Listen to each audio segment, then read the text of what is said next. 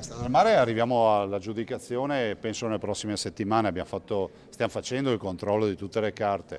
Dall'altro, fra l'altro questa è una strada che viene realizzata a costi zero per il pubblico e ci sarà l'esenzione per gran parte, sono 8 comuni che la lambiscono, poi c'è anche un'esenzione a 2 anni per altri comuni.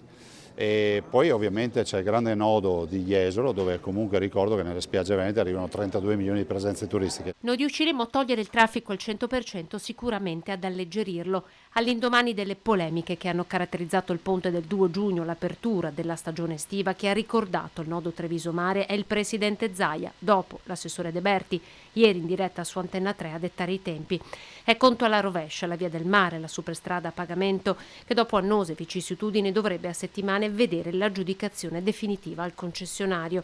Rimane il nodo Jesolo con il collo di bottiglia che bloccherà anche a via del mare completata il traffico all'altezza dell'Ipertosano. Perché il traffico che arriva su Jesolo, il porto di Jesolo, se fosse smistato prima, ovvero il 20% che se deve andare a Cortellazzo va prima a Cortellazzo e quello che va al Cavallino Tre Porti o al porto turistico di Jesolo ci permette di avere meno effetto imbuto su Jesolo. Esenzione al pagamento della superstrada prevista per tutti gli 8 comuni che la lambiscono. Occasione, quella di oggi, per nominare un'altra superstrada, la Pedemontana, ora riconosciuta anche da Google Maps. Gli ultimi 12 chilometri potrebbero essere aperti entro l'estate.